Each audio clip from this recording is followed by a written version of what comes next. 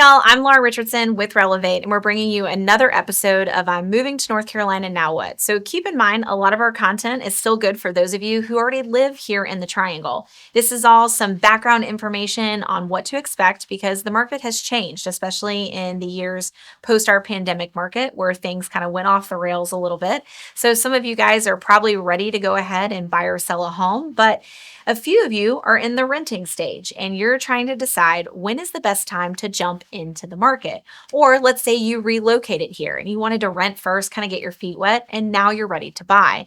What is the best timeline if I am renting a home to then buy a home? Well, we're going to answer that for you today. So first of all, you always want to do a lease review, and this can be done with the agent you're planning to work with, where you can go through it section by section to figure out what costs you're going to incur should you break your lease. So keep in mind, here in North Carolina, we see lots of different types of leases, and typically they're dynamically created with a property management group or a leasing agent. There can be a standard form that sometimes we see, but more often than not, it's actually a per person kind of created form that they use.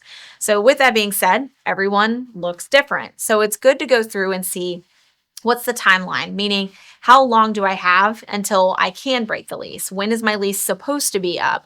What fees am I going to incur? Is it just 1 month? Am I going to lose a deposit? If you also had pets involved in your lease, there might be some kind of either carpet replacement or carpet cleaning fee. All of this is going to culminate into that amount, both of time and expenditure that you're going to have to get out of that lease. So it's always good to kind of know all those things because there's some tricks I'm going to give you to help you offset some of those costs. The other thing is your home search. So if you're a first-time home buyer or you're new to the area, you probably want to get your feet wet and spend a little bit of time not only figuring out locations and where you want to be, but also figuring out where your hard no's are. So things that you don't want to concede on in your home search. That is easily done over the course of time, not so much in a rapid time frame. Sometimes people will use the cliche, you walk into the house and you get those warm, fuzzy vibes. Yes, that does happen. Typically, it's not with the first 1 or 2 homes because you're analyzing everything. You're looking at all the details. You're trying to just figure it out and know what questions to even ask.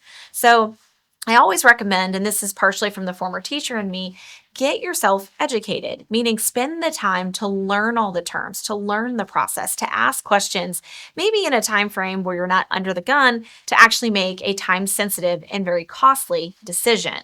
So the other thing is understanding the norms in our contract. So what is the norm in closing window? So when you go under contract, there is a period of time until the settlement date. That's closing day. Typically here, it's around 30 days. An aggressive contract might be just a few weeks. And then sometimes you'll see with certain loan products or certain caliber homes that it takes up to 45 days or more in order to close. Always know what that timeline looks like so that you can kind of mirror it up to when that lease break date is.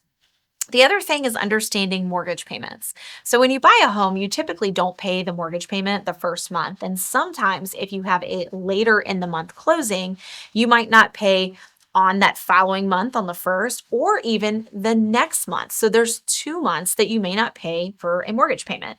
So always talk to your lender, see how that's going to line up because that's also going to come into play when you're trying to prevent that overlap between paying a rent fee and your first month's mortgage.